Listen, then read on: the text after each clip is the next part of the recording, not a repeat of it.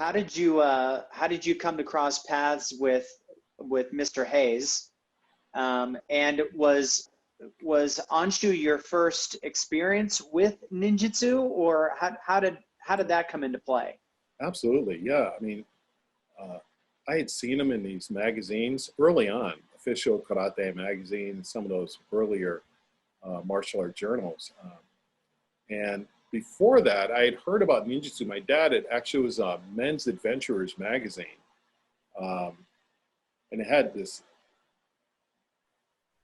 Hatsumi Sensei in it, and they talked about the ninja, and I was absolutely fascinated with this. But, you know, nobody goes to Japan to study with these guys. That's what I said in my head. It's going to be impossible to study with these characters. You know, no way. And then lo and behold, in the late 70s and early 80s, you know, this crazy guy had gone over to Japan to study with these Togakure-ryu ninja, and the same guys who were in the magazine. And from that point on, I wanted to meet this Stephen Hayes. And I remember talking to him on the phone before going to meet him. And then when I met him, I was so impressed with what he had to offer and his delivery, and his, he was very kind, and I was very impressed with this. Compared to, now Master Chang in the Hapkido was very kind also, but you know, coming from like, you know, doing these little fake tough man competitions and things like that, going and meeting somebody that's of such character was really very refreshing for me. And even to this day. What were the big standouts for you when you first started, you know, becoming more acquainted with Mr. Hayes and started actually physically training? What were the big standouts for you that differentiated what Mr. Hayes was offering based on what you had been already experienced in as far as boxing and Hapkido were concerned? With Mr. Hayes, one of the things I found most interesting was, now just to preface that, I was actually going to study with him because I just thought he was a really great guy, and I loved the stuff he wrote in the magazines. And I was just interested in going to get a little bit more of a technique, more techniques to add to what I already knew. I never had really any aspirations to study with him for a long time. Oh, really? When I got there,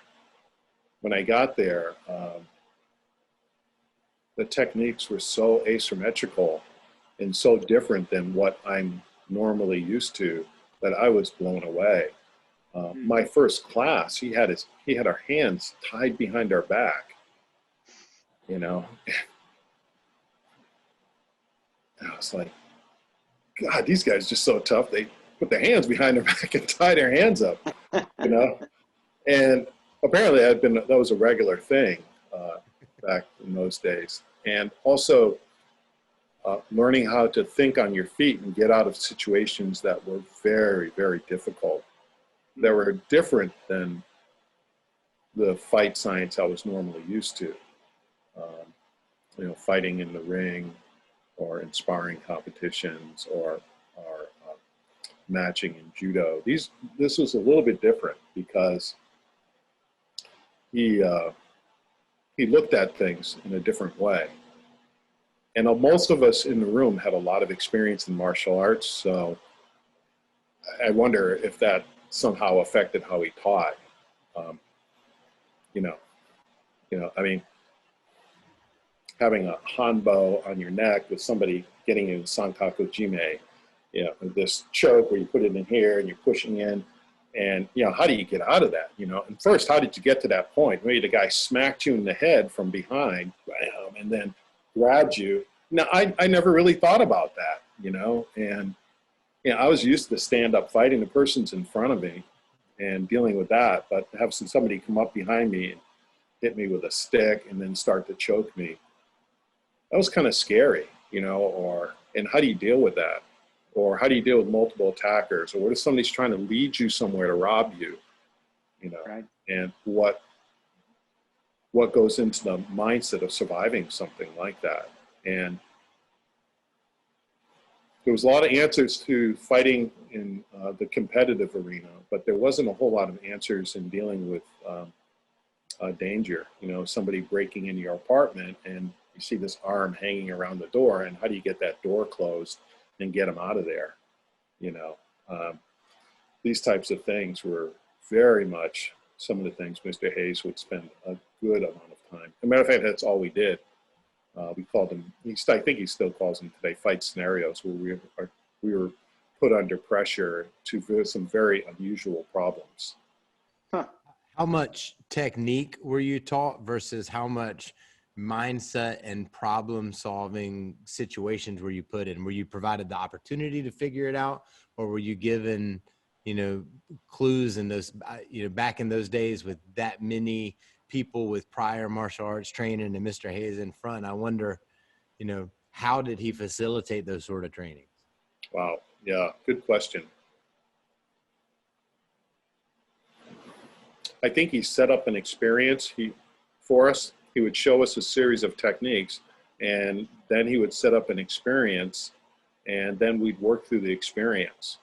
But there were so many people. I'm not sure how he did it. That would be a good question for him. I don't know. I mean,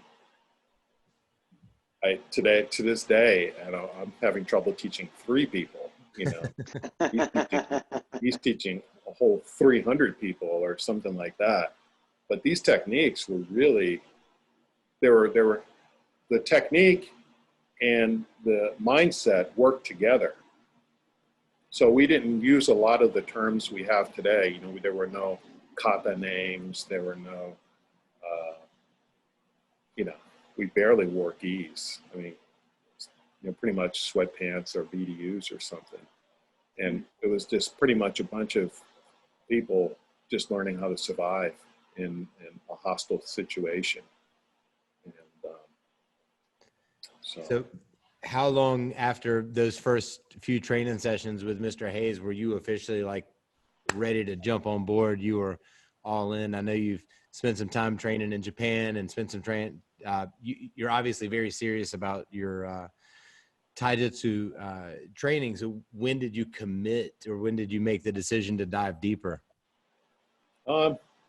That's a good question. I don't know. I just kept coming back to the trainings and seeing if it was for me.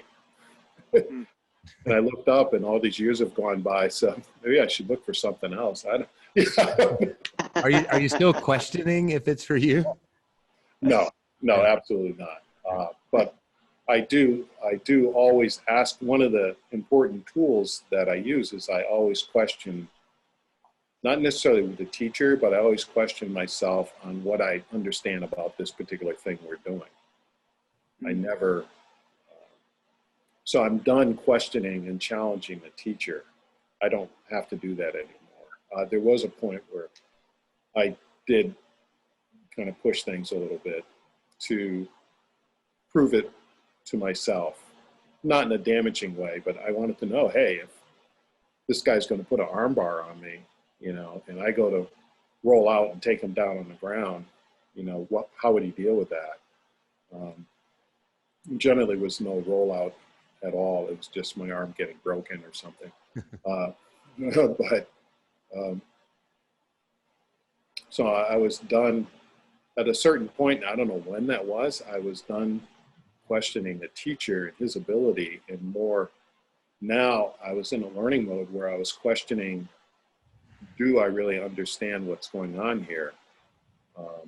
Usually the first 20 times through, you haven't really even gotten to the bottom of the technique. And then you got to practice it a whole lot.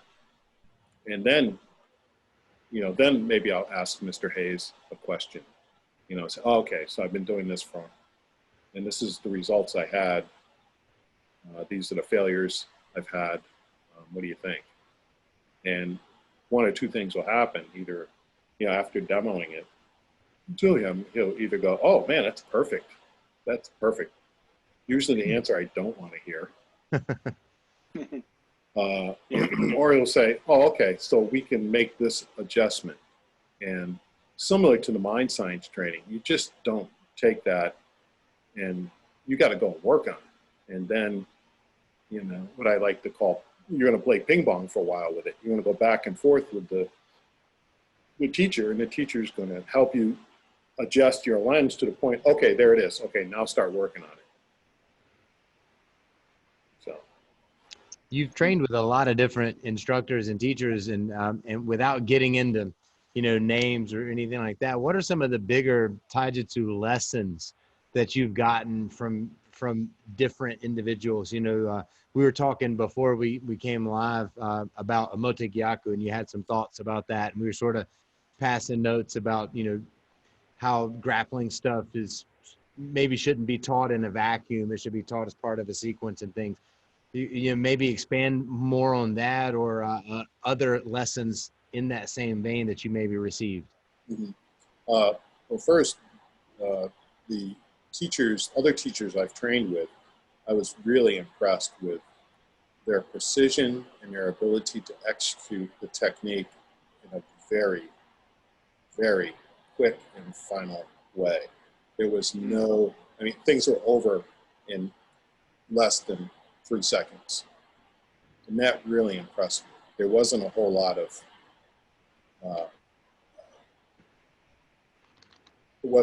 fluff there. It was just over. And I remember at one point working on some of this Yoshin-Yu, this Kage Yoshin-Yu, with one of these teachers. And man, every time we put this thing on, I felt like my neck was either getting broken or my back was being shattered. And it was, and people go, well, you know, well, what if? Well, there was no what if.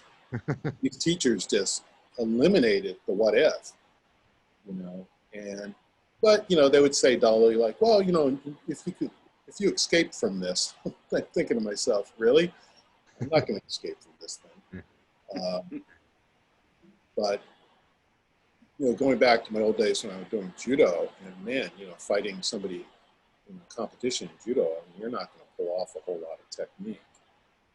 So what I found myself doing is like, how do you deal with somebody who is like really strong like that? And then how do you apply the grappling science that we have within the context of what, you know, taijutsu, To-Shin or Rinpo taijutsu, or whatever you want to use? How do you deal with that type of situation? You know? So a lot of the lessons I've learned from others and Mr. Hayes was,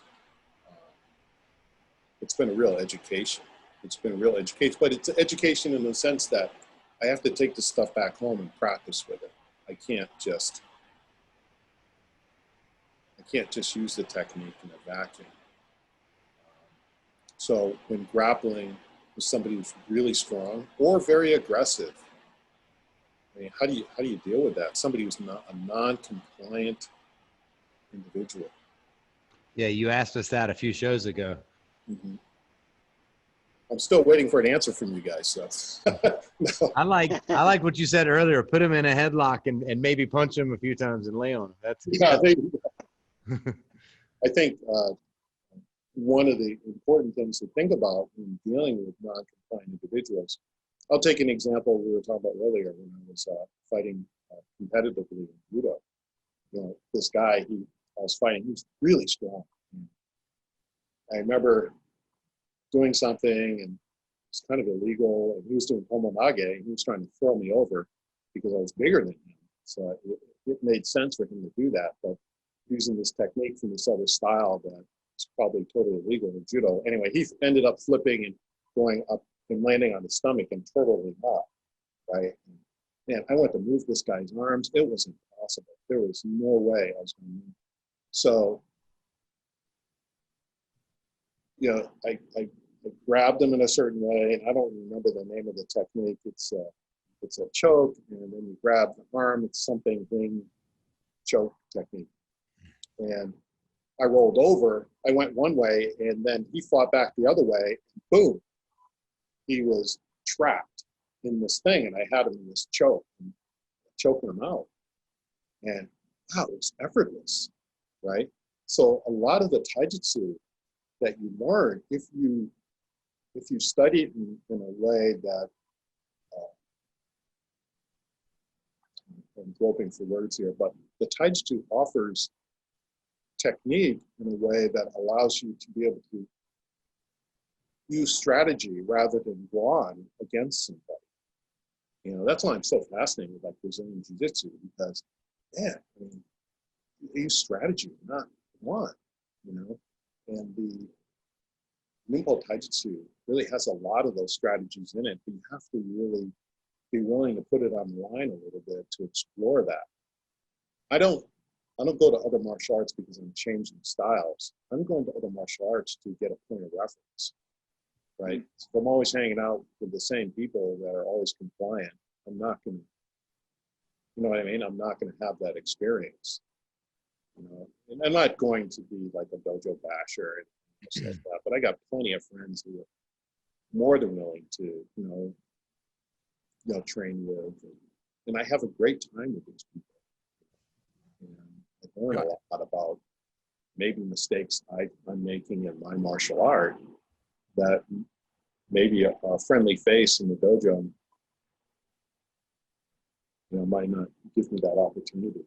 Sure. I think as much as there's techniques that you can learn from other martial arts, there's training methods that you can learn. You take the judo training method and try to apply taijutsu based throws. Take the Brazilian jiu-jitsu training methodology, the way that there's, you know, you remove the eye pokes and stuff like that, and you get in and you see like, all right, can you in fact get out from underneath this person, or can you escape this hold?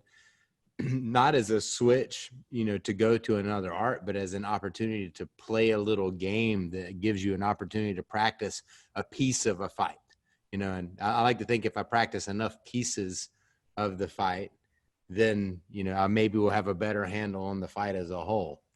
Absolutely.